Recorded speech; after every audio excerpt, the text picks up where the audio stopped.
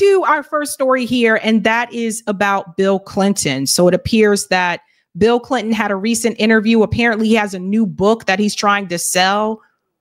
Yeah, of course. It's always about a book, right? And Bill Clinton was, asked a couple questions about Kamala Harris's loss and what the Democratic Party needs to do from here. And I think you're going to find his responses hilarious as hell. Let's go ahead and get started with this first clip here. Again, interview done by MSNBC News with Bill Clinton. Check this out. After uniting around Vice President Kamala Harris's historic presidential campaign, Democrats have reverted back to their factory setting of disarray and are bracing themselves for a Republican trifecta in Washington. Earlier this week, I spoke to former President Bill Clinton in a cable exclusive about his new memoir, Citizen: My Life After the White House. And I asked him where the Democratic Party goes from here. So the book itself is hilarious to me. My Life After the White House. It's hilarious because you haven't been in the White House for years. Like, people are just writing books just for the sake of writing books at this point. Something jumped out at me in the book. You wrote something about your wife, former Secretary of State Hillary Clinton's 2016 campaign that I found very eerily relevant to Vice President Harris's run in 24. You write, "She had to demonstrate how she would be different from Obama without being disloyal or separating herself from the achievements she strongly supported and wanted to build on. It was a tough task." When I read that about Secretary Clinton, I wondered, do you think Vice President Harris was in a damned if you do, damned if you don't situation? Yeah, a little bit, because it happened so fast. I keep telling all the Democrats that are kind of lower lipped about how it turned out, I said, look, I said, she only had 107 days to introduce herself to America. How many years did Trump do The Apprentice alone?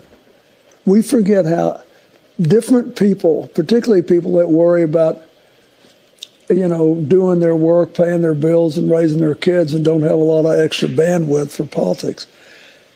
It takes a long time for all this to seep in. And I remember when Hillary and I, 32 years ago, got on the plane to go to New York for the Democratic convention. I was going to be nominated.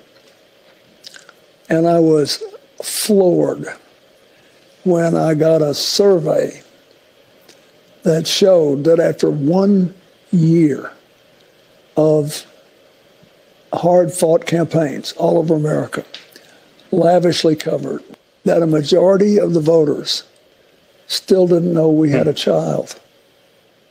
Something as fundamental as that.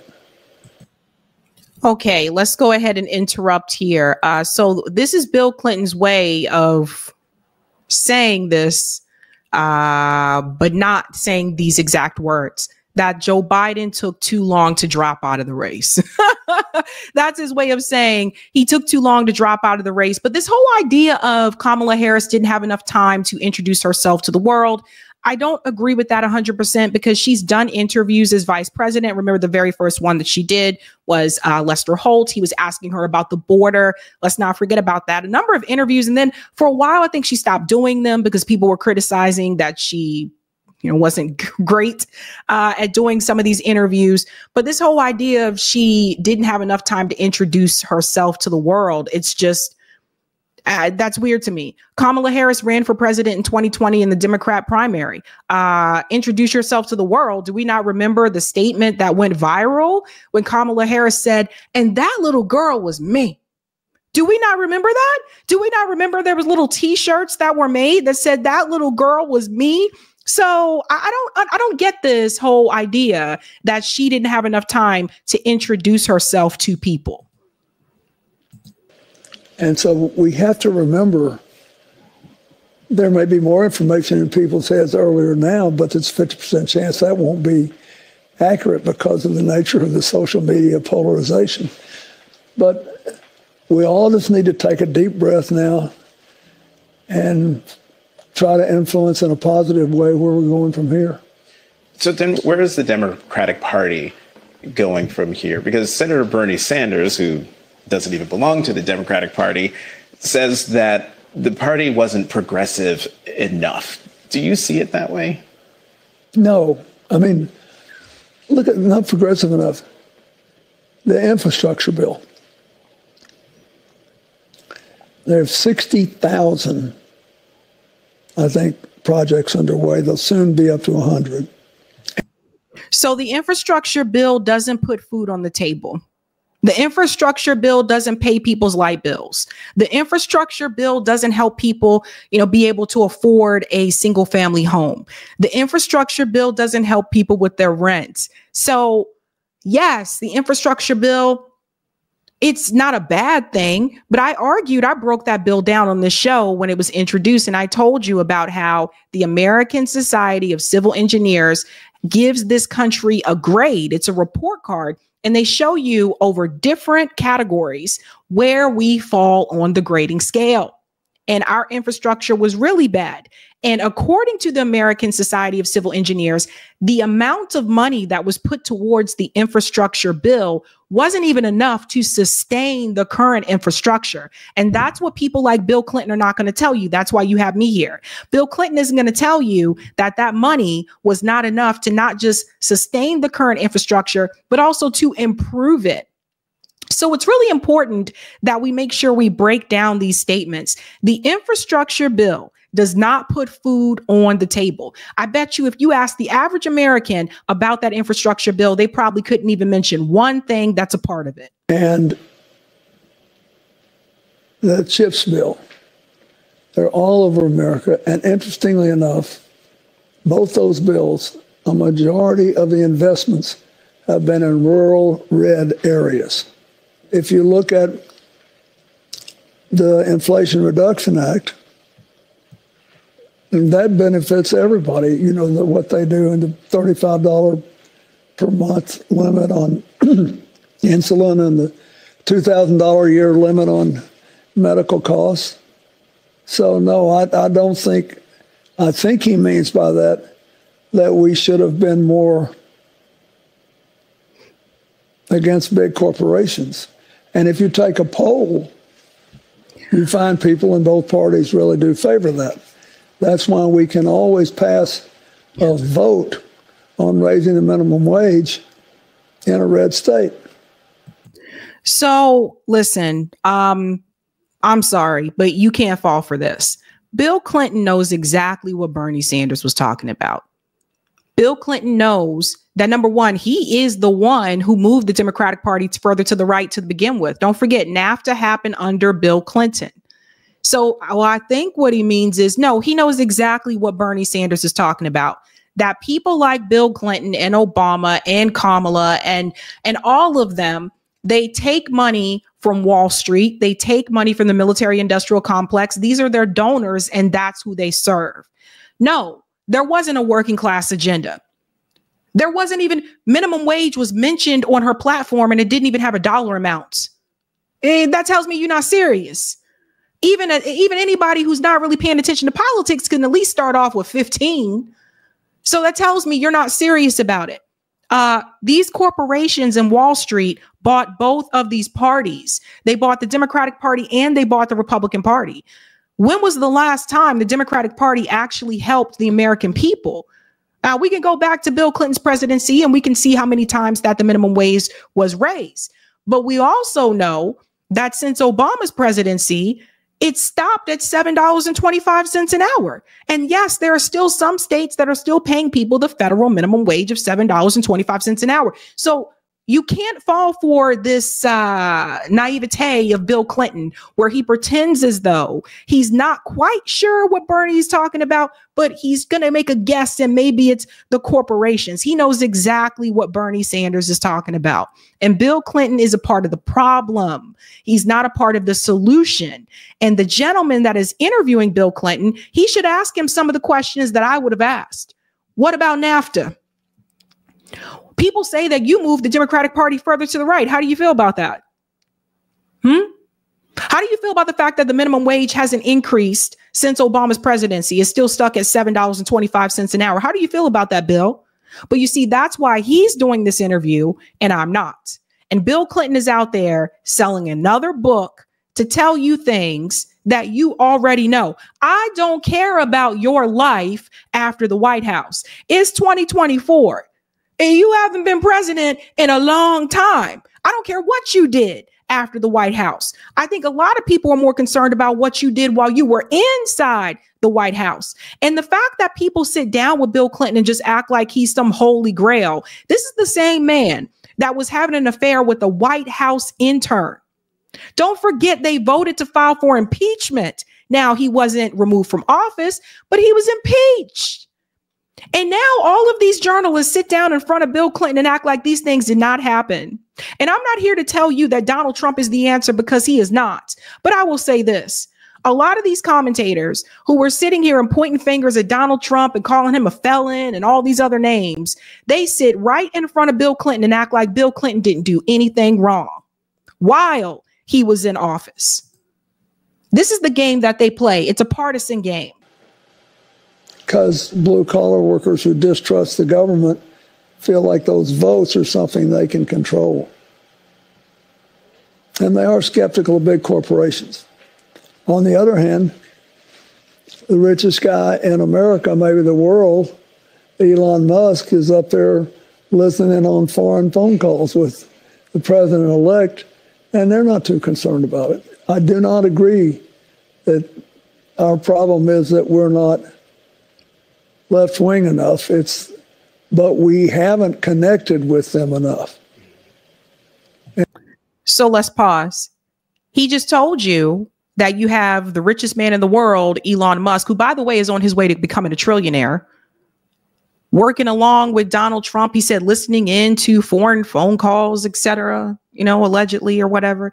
And then he goes on to tell you, I don't think the problem is that we're not left enough. You just pointed out the fact that money controls all of it. You just pointed out the fact that billionaires are in control. Anytime you have Elon Musk, who's able to have that level, that type of level of clearance, and where he can make those phone calls and where he can make those types of decisions, you are letting the audience know that billionaire money controls it all.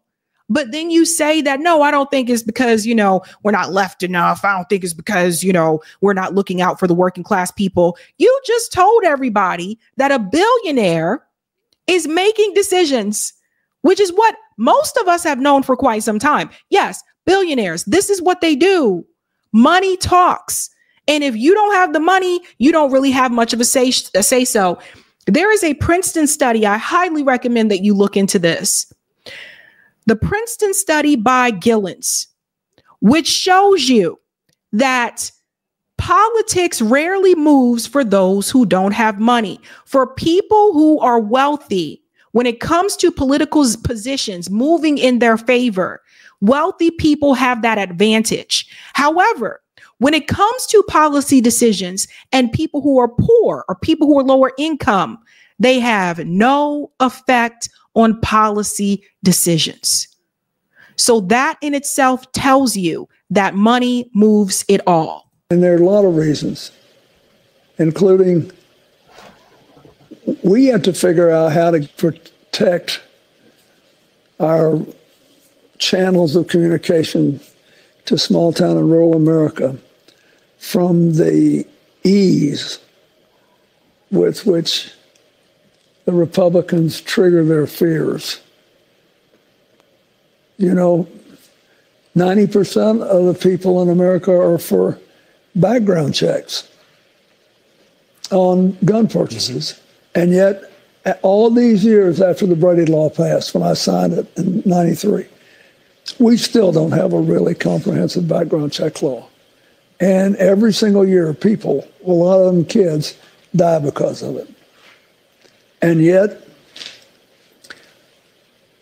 the people who fully support that can be spooked enough at election time to keep us from electing people who will deliver it. It's not that those voters are spooked. It's that those voters are not considering that to be their number one priority. Again, the number one issue for most voters is the economy. People may feel strongly about gun reform and gun control, but for a lot of people, that doesn't influence their vote when they're at the ballot box. If the economy's in the pits, people are usually going to vote in the other direction. That's what you see happen with Donald Trump. And we were trying to warn people that this was coming. They have known. And Butch Ware was right about this. They have known since January that they couldn't win. Not just with Joe Biden, but also when Kamala got into this race, there are also internal polls that they're now talking about that they knew. The internal polls showed them that Kamala Harris was never beating Donald Trump. And yet they ran this narrative to convince the American people that it was close when it really wasn't close. How's it close and you win every swing state? How's that close? It's just, come on, right? So they knew and they played you. They played the American people. This is his way of telling you, oh my God, these people were deceived because of social media. Like, people don't know that they're poor, right? Like people have to look at social media to decide whether or not they're actually poor. They can't look at their own bank account. So it's a hard business, politics, especially when there's a lot of money against you and they're experts in brain science and triggering fear and division. It'd be hard to find a president who was any more liberal than Biden was on all this stuff. And that's one. So, Jesus Christ. No, it wouldn't have been hard to find someone who was more, and again, liberal. I don't even consider Joe Biden liberal. I consider Joe Biden right wing. There's a second part to this I want to show you as well. It gets even crazier, folks. Hold on to your horses for this one. Do you think the American people are up to refight these victories, even though, as you were just saying, Trump's margin of victory is a narrow one? At least this time, there is no question that he actually won both the popular vote and the Electoral College. And when he won before, he lost the popular vote and only won the Electoral College because of the late intervention of James Comey, and I think the false presentation of the email issue. There's been a lot of change for people to digest. Still spreading that lie. I'm sorry, that is not the case. Again, what do we find out after Donald Trump beat Hillary Clinton? It was revealed right on MSNBC, mind you, same network. It was revealed that the internal polls, which included the third party candidates, always showed that the race was closer than what they were telling you. It always showed that Donald Trump was actually, a lot closer to Hillary Clinton than the polls that they presented in front of the American people on MSNBC, on CNN, etc. So this whole idea, well, James Comey came in and that just helped out Donald Trump and that sent him skyrocketing. No, what helped Donald Trump was Hillary Clinton also not having a working class agenda. As I said before, Kamala Harris's campaign was looking a little too much like Hillary Clinton's campaign to me. And that's what I was paying attention to. So Hillary Clinton lost the blue wall because she didn't want to campaign in the Rust Belt. She didn't want to campaign in Michigan, Wisconsin, and Pennsylvania. And Donald Trump was there a lot. And he was able to win that blue wall.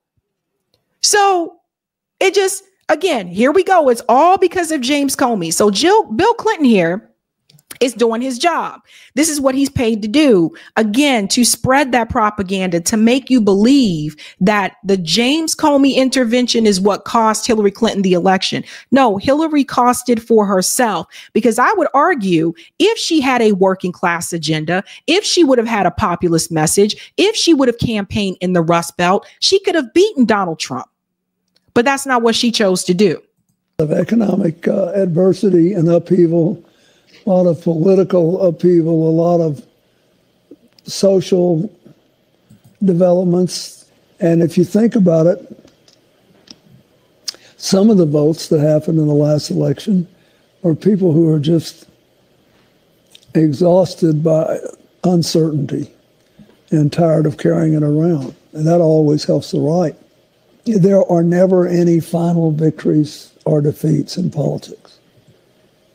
And our demons are old, and in some ways, this election reminded me of some of the arguments that were made by the people who opposed America's independence from the beginning and thought we should stay a part of England. And then the people who thought that secession was a good thing before the Civil War. And then for the people who thought that during Reconstruction, the South should be able to go back to being just as it was. And then for the people who were bitterly against all the immigrants coming to America in the early 20th century, even though they built our railroads and deeply enriched our country. This is an old. What about the other people who built this country? What about American descendants of slaves? Do you guys see the narrative that is being pushed? Listen to this. I'm trying to tell you, they're trying to push you aside. Listen to the narrative. He said, people demonize immigrants who built this country. You know, you've been hearing that a lot lately, right? Well, what about, why doesn't Bill Clinton tell you about American descendants of slavery who built this country? Well, why not saying that? Those people were demonized too. Look at who he chooses to prioritize. So do you see how the narrative, and I've been trying to tell people about this, see how they're changing the narrative? Woo, buddy. Story. And it's always a struggle because people are vulnerable to negative reactions if they think they're being moved down on the totem pole somehow. Mm-hmm. They're being shafted because someone else is getting a break they don't deserve, or because they think they're entitled to live in a world where there's one set of rules for them more favorable and another set for everybody else. A lot of new technology, a lot of clever innovations in authoritarian governments around the world, like Russia and China and others. But it's an old story. You are a former president. So it's capitalism, right? Leslie says Bill's still mad at Sister Soldier. I see that. Yeah. So it's like, again, it's capitalism, but he's not going to say the C word, right? He's not going to say that. Where people get certain things and other people don't, and people are pushed. This totem pole that he's referring to also linked back to capitalism. That's how you have people at the top and people at the bottom. That's how you don't have an equitable society for everybody. It's capitalism. But you don't want to mention that. It's a dirty word. I'm telling you, they think it's dirty. You had to pick a cabinet. Can you believe who Donald Trump is picking to be in a second Trump administration? Yeah. Well, you have to listen to Donald Trump. He's been very forthright about how he views the world. He's interested in people who are loyal to him 100% of the time, no matter what the issue, no matter what the facts, no matter who gets hurt. He wants people who just say yes and then get after it first. Second, he believes that his supporters have no confidence whatever in the federal government. And Lord knows he's done everything he could to destroy that confidence. It's not just his supporters. A lot of people don't have confidence in the federal government. Gee, I wonder why. And he believes he can just say, well, I appointed these people, they're smart, and they're going to shake things up. But I think that in demonizing all establishments and all people who wear a tie like you and me to work and have a good education, we are breaking down the legitimacy of not only people who may be too sanctimonious and too set in their ways in the past, but also people who actually know things that are very important for us today and very important for our continued growth and prosperity and harmony. Politics is the only business in which you can prove your authenticity by not knowing anything, you know. And I think that's a problem, and we'll pay for it unless we get over it. But that's a problem for the Democrats too. We have to learn to talk to people in ways that they can relate to. That's why, you know, when I did my best to help this time. No. You did not do your best to help. In fact, you would have been better off not participating in this campaign at all, because your speech in Michigan, the way that he referred to the Palestinian people, the way that he talked down about the Palestinian people, the way that he sat up there and made excuses for Israel, and the way that they are slaughtering Palestinians, you did not help at all. So don't fall back with the I tried my best to help this time. No. You should have never participated in that campaign. You should have stayed right in your home, sat in your rocker and drank your whiskey or whatever it is that you drink in the day or at the night. But you should have never participated in this campaign. I will say a number of things. Bill Clinton, Barack Obama, Hillary Clinton, none of them should have been involved in the campaign at all. All of these people need to retire. And by retire, I mean from the political scene forever. I don't see George W. Bush giving interviews saying, well, here's what these politicians need to do. I don't see it. I don't see people still going to, well, Jimmy Carter, I know he's older and I think he might be sick now, but even years ago, I don't see Jimmy Carter wasn't popping up in all these interviews saying, well, here's what they need to do and here's how they need to do it. And that lets you know who the Dem leadership really is. And I've said this before, Dem leadership isn't just someone like Nancy Pelosi and Hakeem Jeffries and Chuck Schumer. Those are the obvious figures. Dem leadership is also Bill Clinton, Hillary Clinton, and Barack Obama. I go to any big rallies and big television things. I just want to get in the country. Just go out and talk to people. Because I think that we're behind in the sense that a lot of the small town and rural people are now highly sophisticated in how they get their information. And there are zillions of new websites now, all trying to advance their sort of conservative to right-wing radical cause. And a lot of times we're not playing on the same field. And we're not even being heard. Wow. Oh my God. Those rural people, they're reading more books and looking at the internet more now. Damn those rural people for educating their damn selves. Can you believe he said that? Well, now those rural people, you know, they have more access to stuff now. And Bill Clinton he basically wants to say the less they know, the better. And that'll be better for the Democrats. The less they have access to, the less they know, the better for the Democratic Party and their politicians. This is a mess. Bill Clinton needs to retire. You can stop writing books. Okay?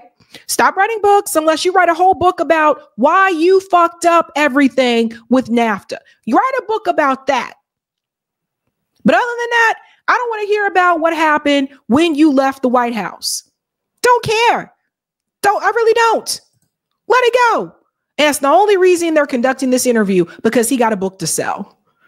I wonder who buys these books. Have you guys ever wondered that? Like who's buying these books from these politicians? I'm curious. The world may never know. Hey guys, this was a Sabby clip. If you like what you saw, hit that like button and subscribe.